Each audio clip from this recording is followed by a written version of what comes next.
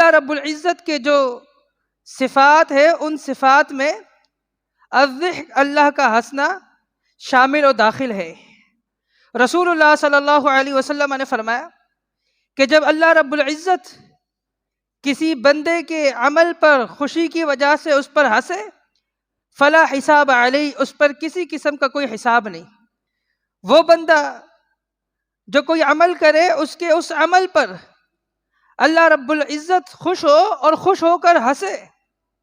فرمایا فلا حساب علیہ، اس بندے پر کسی قسم کا کوئی حساب نہیں۔ تو اللہ رب العزت کی صفات میں الضحک اللہ کا ہنسنا یہ شامل ہے، اور کئی احادیث میں اللہ رب العزت کی یہ صفت وارد ہوئی ہے۔ صحیح بخاری کے اندر حدیث موجود ہے، رسول اللہ صلی اللہ علیہ وسلم نے ایک طویل حدیث بیان فرمائی، اور اس کے بعض جو حصے ہیں وہ میں آپ کے سامنے بیان کروں گا۔ رسول اللہ صلی اللہ علیہ وسلم نے فرمایا کہ جب اللہ رب العزت اپنے بندوں کے فیصلوں سے فارغ ہو جائے گا، ان میں سے ایک بندہ باقی رہے گا، اور وہ بندہ وہ ہوگا جس کا چہرہ جہنم کی طرف ہوگا۔ اللہ رب العزت کی طرف وہ متوجہ ہوگا اور اللہ رب العزت سے کہے گا اے میرے رب، رب صرف وجہی عن النار، میرے چہرے کو جہنم کی آگ سے پیر دے، میرے چہرے کو جہنم کی آگ سے پیر دے، کیونکہ اس کی بو مجھے ایذا پہنچاتی ہے اور اس کی تپش مجھے جلاتی ہے۔ رب صرف وجہی عن النار، اے اللہ میرے چہرے کو جہنم کی آگ سے پیر دے۔ اللہ رب العزت اس کی طرف متوجہ ہوگا، اللہ رب العزت اس کی طرف متوجہ ہو کر اور فرمائے گا کہ اے میرے بندے، اگر تمہارا یہ جو سوال ہے، تمہاری یہ آرزو ہے کہ اے میرے رب میرے چہرے کو جہنم کی آگ سے پیر دے، اگر تیرے اس آرزو کو میں پورا کر دوں تو اس کے بعد تو مجھ سے کوئی سوال نہیں کرے گا۔ وہ کہتا ہے ٹھیک ہے میرے رب، تیری عزت کی قسم، میں تجھ سے اس کے بعد کوئی اور سوال نہیں کروں گا۔ اللہ رب العزت اپنے شان کے مطابق اس سے وعدہ لیتا ہے، پھر اللہ رب العزت اس کے چہرے کو جہنم کی آگ سے پھیرتا ہے، اور جب اس کے چہرے کو جہنم کی آگ سے پھیرتا ہے اس کا چہرہ جنت کی طرف ہوتا ہے، اور جنت اس کو نظر آتا ہے کہ جنت دور سے اس کو نظر آ رہا ہے۔ کچھ دیر تو وہ صبر کرتا ہے، وہ بے صبرا انسان کچھ دیر صبر کرتا ہے، جب اس کے صبر کا پیمانہ لبریز ہوتا ہے پھر وہ اللہ رب العزت سے سوال کرتا ہے کہ اے میرے رب مجھے جنت کے قریب کر دے۔ اللہ رب العزت اس کی طرف متوجہ ہوتا ہے،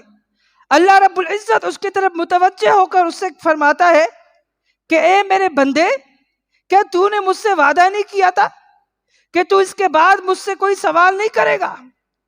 تو نے مجھ سے وعدہ کیا تھا کہ اس کے بعد کہ میں تیرے چہرے کو جہنم کی آگ سے پھیر دوں گا، آپ اس کے بعد مجھ سے کوئی سوال نہیں کریں گے۔ وہ کہے گا ٹھیک ہے میرے رب، میں نے آپ سے وعدہ کیا تھا لیکن مجھے جنت کے قریب کر دے۔ اللہ رب العزت اس کو جنت کے قریب کر دے گا، اور جب وہ جنت کے قریب ہوگا اور وہ جنت کے جو نظارے وہ دیکھے گا، اس کو ایک سرور اور خوشی محسوس ہوگی۔ اس کے بعد جب اس کا صبر کا پیمانہ لبریز ہو جائے گا، وہ اللہ سے کیے ہوئے وعدے کو بلا لے گا۔ اس کے بعد وہ اللہ رب العزت کی طرف متوجہ ہوگا اور کہے گا اے میرے رب مجھے جنت میں داخل کر دے۔ اللہ رب العزت اس کی طرف متوجہ ہوگا اور اللہ رب العزت فرمائے گا کہ اے میرے بندے، اے ابن آدم، تو کتنا عہد شکن ہے کہ تو نے مجھ سے وعدہ کیا کہ اس کے بعد تو مجھ سے کوئی سوال نہیں کرے گا، اب تو مجھ سے یہ سوال کرنے لگا ہے کہ میں تجھے جنت میں داخل کر دوں۔ وہ کہے گا کہ ربی لاکونن اشقا من خلقک، اے پروردگار اس وقت میں تیری مخلوق میں سب سے زیادہ اپنے آپ کو بد نصیب محسوس کر رہا ہوں، اپنے آپ کو سب سے زیادہ تیری مخلوق میں بد نصیب شخص محسوس کر رہا ہوں، کہ جو جنت کے قریب تو آیا ہے لیکن جنت میں داخل نہیں ہو رہا، اللہ رب العزت اس کو اپنی رحمت سے جنت میں داخل کر دے گا۔ اب وہ جنت میں داخل ہوا تو وہ سوچ رہا ہوگا کہ سب مجھ سے پہلے جو لوگ جنتی تھے وہ سب جنت میں داخل ہو چکے ہیں، اور میں آخری شخص ہوں جو جنت میں داخل ہو رہا ہوں۔ نہ جانے مجھے جنت کی نعمتیں حاصل ہو یا نہ ہو، یہ دوسرے لوگوں کے حصے میں چلے گئے ہو، میرا پتہ نہیں کیا بنے۔ اللہ رب العزت جب اس کو جنت میں داخل کرے گا، اللہ رب العزت اس کو جنت میں داخل کر کر ہنس رہا ہوگا، اور اللہ رب العزت اس سے کہے گا اے میرے بندے تو آرزو کر، تو سوال کر۔ وہ کہے گا اے میرے رب تو مجھ سے مذاق کر رہا ہے؟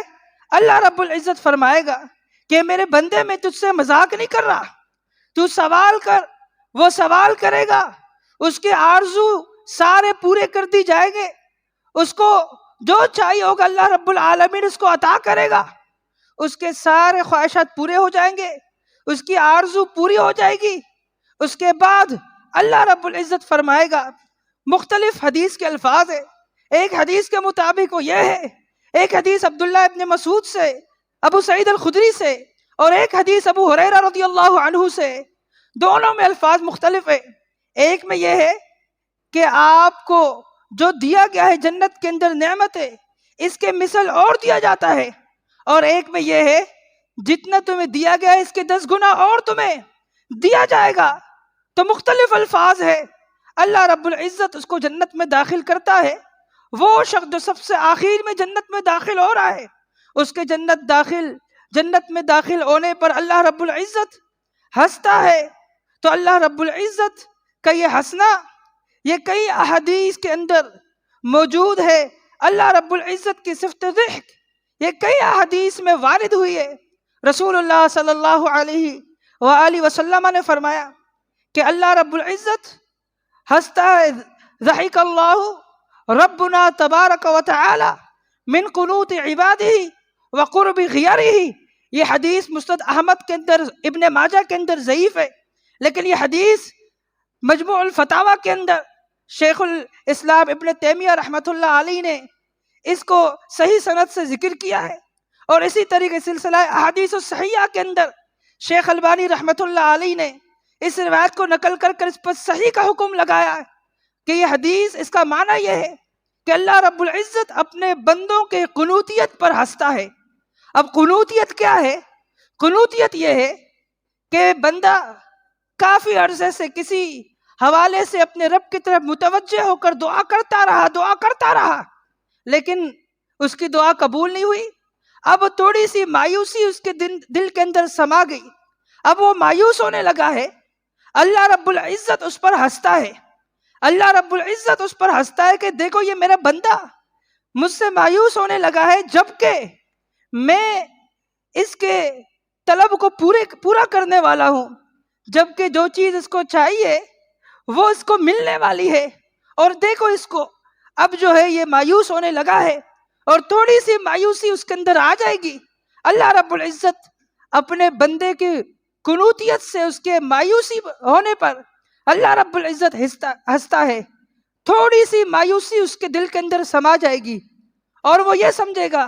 کہ بس میرا جو طلب ہے، میرا مطالبہ ہے، جو چیز مجھے چاہیے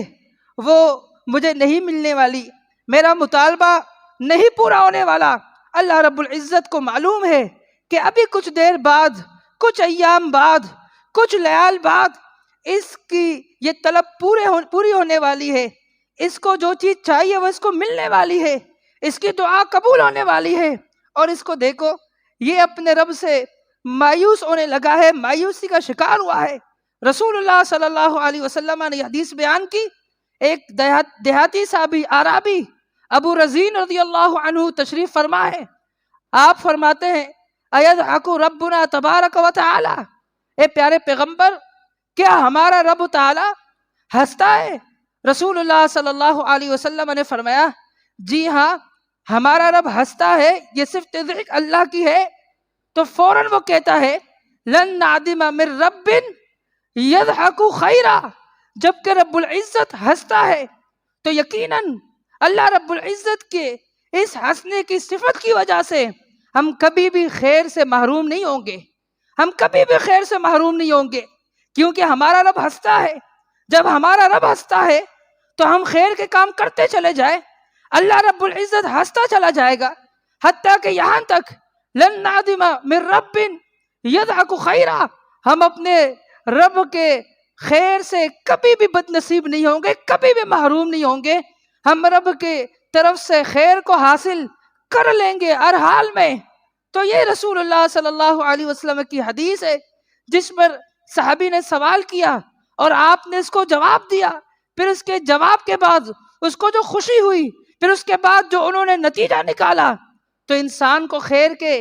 امور کرنے چاہیے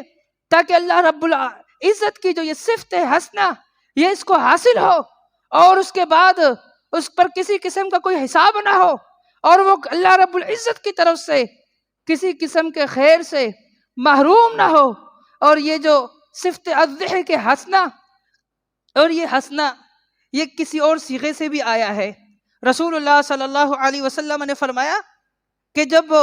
مسلمان بندہ اذا توضأ العبد المسلم، جب مسلمان بندہ وضو کرتا ہے، اور وضو اچھے طریقے سے کرتا ہے، اور اچھے طریقے سے وضو کا معنی گزشتہ جمعے کو آپ سن چکے ہیں کہ اچھا وضو جو ہے اسباغ الوضو، مکمل وضو۔ مکمل وضو سے کیا مراد ہے؟ مکمل وضو سے مراد یہ ہے کہ آپ سنت کے مطابق وضو کریں، اور 3 مرتبہ وضو کے جو اعضاء ہیں ان کو آپ دھوئیں، اور اچھے طریقے سے ان کو دھوئیں آپ۔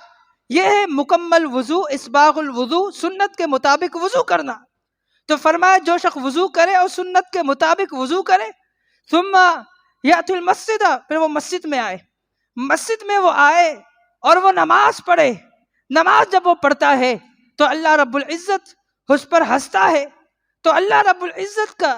اس حدیث کے اندر جو ہنسنا وہ صفت ضحک سے نہیں ہے، وہ دوسرے صیغے سے، دوسرے الفاظ سے وارد ہوئے، لیکن معنی اس کا یہی ہے کہ اللہ رب العزت وہ ہنستا ہے۔ اور اسی طریقے سے رسول اللہ صلی اللہ علیہ وسلم کی ایک حدیث جس کے تعلق سے اختلاف ہے، کچھ کہتے ہیں کہ یہ روایت موقوف ہے،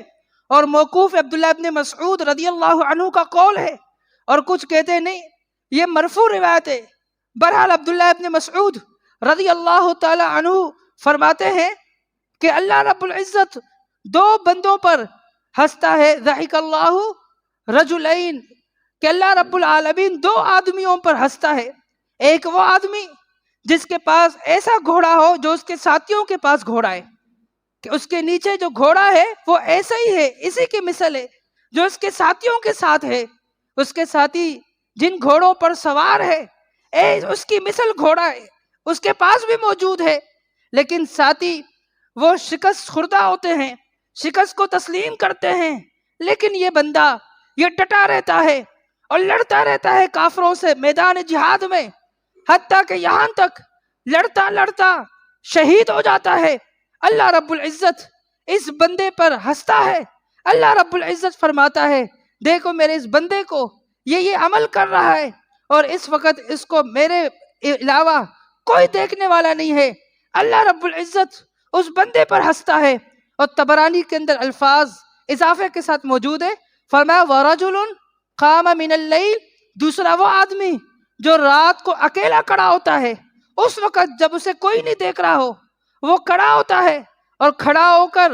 وہ وضو کرتا ہے، اور وضو کر کر وہ درود پڑھتا ہے، درود پڑھنے کے بعد وَاسْتَفْتَحَ الْقِرَاءَ، تلاوت کرتا ہے۔ فرمایا ضحک اللہ علیہ، اللہ رب العالمین ایسے بندے پر ہنستا ہے۔ طبرانی میں یہ الفاظ اضافے کے ساتھ، ان اضافے کے ساتھ موجود ہے۔ تو اللہ رب العزت ان 2 بندوں پر ہنستا ہے۔ تو اللہ رب العزت کا ہنسنا یہ ثابت ہے، اور صحیح بخاری کے اندر حدیث موجود ہے، رسول اللہ صلی اللہ علیہ وسلم نے فرمایا کہ اللہ رب العزت ان 2 بندوں پر ہنستا ہے جو قاتل اور مقتول ہے۔ آپ اندازہ لگائیے، صحیح بخاری میں حدیث موجود ہے کہ رسول اللہ صلی اللہ علیہ وسلم فرماتے ہیں کہ اللہ رب العزت ان قاتل اور مقتول پر ہنستا ہے جو اکٹھے جنت میں داخل ہو رہے ہیں، اکٹھے قاتل اور مقتول دونوں جنت میں داخل ہو رہے ہوتے ہیں، اللہ رب العزت ان پر ہنستا ہے۔ آپ کو معلوم ہے رسول اللہ صلی اللہ علیہ وسلم کی حدیث ہے کہ القاتل والمقتول فی النار، کہ قاتل اور مقتول دونوں جہنمی ہیں. لیکن یہ اس وقت ہے کہ جب قاتل اور مقتول کا معاملہ ایسا ہو کہ قاتل وہ اسلام کی حالت میں قتل کر رہا ہے یا وہ کفر کی حالت میں قتل کرتا ہے، وہ پھر بعد میں مسلمان نہیں ہوتا. اور مقتول انہو کان حریصا علی قتل صاحبہ، وہ بھی حریص ہے اپنے سامنے والے یعنی قاتل کو قتل کرنے پر. تو اس صورت میں قاتل اور مقتول فی النار دونوں جہنم میں ہیں. اور ایک صورت یہ ہے کہ صرف قاتل جہنم میں جائے گا، مقتول نہیں. یہ اس وقت جب مقتول اپنے سامنے والے کو قتل کرنے پر حریص نہ ہو، جیسا کہ قرآن کریم میں حابیل اور قابیل کا واقعہ موجود ہے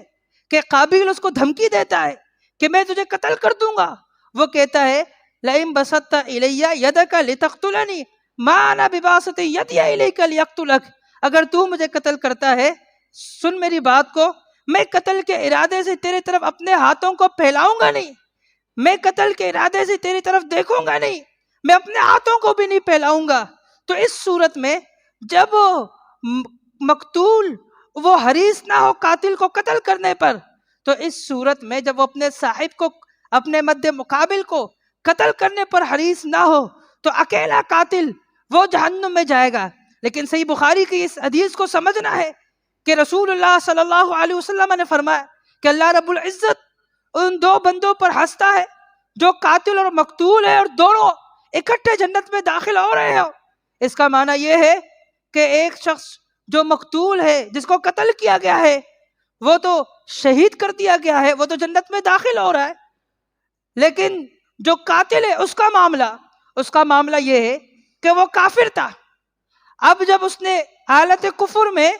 اس نے قتل کیا، اس مقتول کا وہ قاتل ہے، پھر بعد میں اللہ نے اس کو ہدایت دی، اس نے اسلام قبول کیا. اور آپ جانتے ہیں کہ یہ اصول ہے کہ ان الاسلام یہدم ما کان قبلہ، کہ اسلام لانے سے ما قبل کے سارے گناہ معاف ہو جاتے ہیں. حالت کفر میں اس نے ایک مسلمان کو شہید کیا، لیکن اب اس کی حالت تبدیل ہو گئی، اب یہ حالت کفر سے حالت اسلام میں داخل ہو چکا ہے، اب یہ مسلمان ہو چکا ہے. اس نے حالت کفر میں قتل کیا، اس وقت یہ کافر تھا، اب اس کی حالت تبدیل ہو گئی، اب یہ مسلمان ہو چکا ہے. تو اس کا جو وہ گناہ تھا وہ معاف ہو گئے، اس کے سارے گناہ معاف ہو گئے. اب اللہ رب العزت کو انصاف تو قائم کرنا ہے. اب انصاف تو ان دو طریقوں سے جو ہے معروف ہے، یا تو یہ کہ اللہ رب العزت اس مقتول کو اس کے جو ہے نیکیاں دے، یا اس کے گناہ اس کے سر پر ڈال دے، یا مقتول کو سزا دے. یہاں پر نہ مقتول کو جو ہے اس کی نیکیاں دی جائے گی قاتل کی، نہ قاتل کے گناہ مقتول کے سر پر ڈالے جائیں گے، اور نہ ہی قاتل کو سزا دی جائے گی، کیونکہ قاتل اس وقت تھا یہ جب حالت کفر میں اس نے قتل کیا. اب تو یہ مسلمان ہو چکا ہے اور اس کے سارے گناہ معاف ہو گئے. لیکن اللہ رب العزت کو تو اپنا انصاف، اپنا عدل قائم کرنا ہے، تو اس کے عوض میں اللہ رب العزت جو ہے اس کو اور نعمتیں دے کر مقتول کو نوازے گا، اس کو خوش کر دے گا، اتنا خوش کر دے گا، اتنا خوش کر دے گا کہ وہ راضی ہو جائے گا، وہ راضی ہو جائے گا. تو یہ ایک صورت بنتی ہے کہ اللہ رب العزت مقتول کے ساتھ بھی ذاتی والا معاملہ نہیں کرے گا. مالک یوم الدین، وہ جزا کے دن کا مالک ہے، انصاف کرنے والا ہے، انصاف کے تقاضوں کو پورا کرے گا، اور اس مقتول کو اتنا نوازے گا جنت میں کہ اس کو راضی کر دے گا، اس کو خوش کر دے گا. تو فرمایا کہ ایسے دو بندے جو قاتل اور مقتول ہے، تو جو اکٹھے جنت میں داخل ہو رہے ہوں گے، اللہ رب العزت ان دونوں کو دیکھ کر ہنس رہا ہوگا، مسکرا رہا ہوگا. اللہ رب العزت کی یہ صفت اس حدیث کے اندر بھی موجود ہے جو صحیح بخاری کے اندر موجود ہے. اور اسی طرح امام ابن القیم رحمۃ اللہ علیہ نے الفوائد کے اندر نقل کیا کہ رسول اللہ صلی اللہ علیہ وسلم ایک صحابی کی جنازے سے، اس کی تدفین سے فارغ ہوئے، تو آپ نے اس صحابی کے لیے دعا کی، کہا کہ اللہ جب یہ صحابی آپ سے ملے، آپ سے ملاقات کرے، اور اے اللہ جب تو اس سے ملاقات کر رہا ہو تو اس صورت میں ملاقات کرنا کہ اللہ تو اس سے راضی ہو، تو اس سے ہنس رہا ہو اور وہ تجھ سے ہنس رہا ہو، اللہ رب العزت سے یہ دعا کرتا ہے، تو یہ شرف اس صحابی رسول کو حاصل ہوئی۔ تو اسی طریقے سے آپ نے سنا کہ اللہ رب العزت اس شخص کو جو قاتل تھا اس کو اسلام کی وجہ سے معاف کر دیا، اس کو بخش دیا۔ اللہ رب العزت سے اگر توبہ کر لے، تائب ہو جائے، ہم معافی مانگنے والے ہو جائے، اپنے گناہوں کی بخشش کا جو معاملہ اس دنیا کے اندر کر دے، تو اس دنیا میں بڑی آسانی ہے، بڑے مواقع موجود ہے۔ اللہ رب العزت ہمیں بخشے گا بھی، اور جس کے ساتھ ہم نے ذاتی کی اس کو اپنے اور نعمتوں سے نوازے گا اور اس کو راضی کر دے گا، لیکن بشرط کہ اس دنیا کے اندر ہم اللہ رب العزت کے ساتھ اپنے معاملے کو سیدھا کریں۔ اور جب ہم سیدھا کریں گے وہ اس صورت میں کہ توبہ طائب ہوں گے، تو اللہ رب العزت نے فرمایا إِلَّا مَنْ تَابَ وَآمَنَ وَعَمِلَ صَالِحًا فَأُولَٰئِكَ يُبَدِّلُ اللَّهُ سَيِّئَاتِهِمْ حَسَنَاتٍ، کہ جو لوگ توبہ کریں اور ایمان لائے، عمل صالح کریں، تو اللہ ان کے گناہوں کو صرف نہیں بخشے گا، فَأُولَٰئِكَ يُبَدِّلُ اللَّهُ سَيِّئَاتِهِمْ حَسَنَاتٍ، بلکہ اللہ رب العزت ان کے گناہوں کو نیکیوں سے بدل دے گا، گناہوں کو تبدیل کر دے گا نیکیوں کے ساتھ۔ تو یہ اللہ رب العزت کی جو ہے صفت الضحک، اللہ رب العزت کا ہنسنا ثابت ہے، کافی احادیث کے اندر وارد ہوئی ہے۔ تو ہمیں چاہیے کہ ہم ایسے اعمال کریں اور ایسے اعمال بجا لائیں جن اعمال کو دیکھ کر اللہ رب العالمین خوش ہوتا ہے، جن اعمال کو دیکھ کر اللہ رب العزت اپنے بندوں سے محبت کرنے لگتا ہے، جن اعمال کو دیکھ کر اللہ رب العزت اپنے بندوں پر ہنستا ہے۔ تو ہم ایسے اعمال کریں تو یقیناً توبہ طائب ہو اور ایسے اعمال کریں، اللہ کو راضی کریں، تو اللہ رب العزت ہمارے ان گناہوں کو نیکیوں کے اندر بدل دے گا۔ اور اگر معاملہ اس کے برعکس ہو، یعنی ہمارے توبہ کرنے میں کوئی چیز رکاوٹ ہوئی، کوئی چیز آڑے آ گئی، وہ کیا ہے؟ وہ شرک ہے، وہ بدعات ہے۔ شرک اور بدعات اگر آڑے آ گئے تو یقیناً اعمال برباد ہو جائیں گے اور توبہ قبول نہیں ہو سکتی۔ اللہ رب العزت نے فرمایا لَإِنْ أَشْرَكْتَ لَيَحْبَطَنَّ عَمَلُكَ، یہ اصول ہے۔ فرمایا پیغمبر اگر آپ نے شرک کر لیا تو آپ کے اعمال سب ختم ہو جائیں گے، سب برباد ہو جائیں گے۔ اللہ رب العزت نے قرآن کریم کے اندر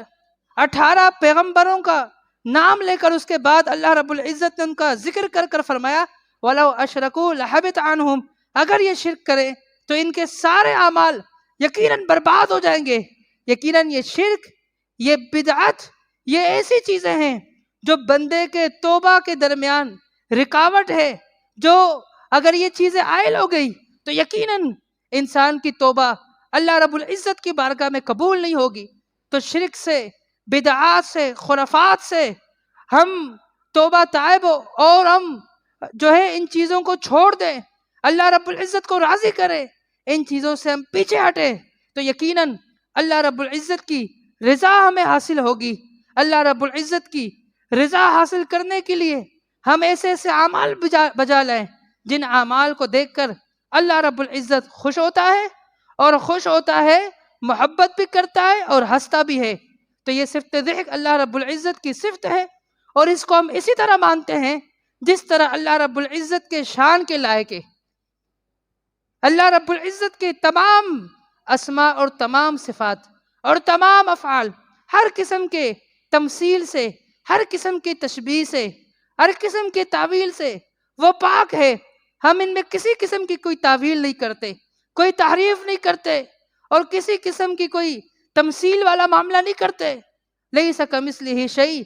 اصول اللہ رب العالمین نے بتا لیا، اور وہ کیا ہے کہ اللہ رب العزت کی مثل کوئی چیز نہیں، کوئی شے اللہ کی مثل نہیں، یہ اصول ہے۔ تو اللہ رب العزت کے تمام اسماء و صفات اور افعال جو کتاب و سنت میں وارد ہوئے، جو کتاب و سنت سے ثابت ہے، ہم ان کو مانتے ہیں، اسی طرح مانتے ہیں جس طرح اللہ رب العزت کے شان کے لائق ہے۔ اللہ رب العزت سے دعا ہے کہ اللہ رب العزت ان اعمال کو بجا لانے کی تو ہمیں توفیق عطا فرمائے جن اعمال کو بجا لانے کے بعد اللہ رب العزت خوش بھی ہوتا ہے، اللہ رب العزت راضی ہوتا ہے، اللہ رب العزت ان اعمال کو دیکھ کر ہنستا ہے، اور ان اعمال سے اللہ رب العزت ہمیں محفوظ فرمائے جن اعمال کو دیکھ کر اللہ رب العزت غصہ ہوتا ہے۔ وقولوا لہذا استغفر اللہ لی ولکم وآخر دعوانا ان الحمد للہ رب العالمین۔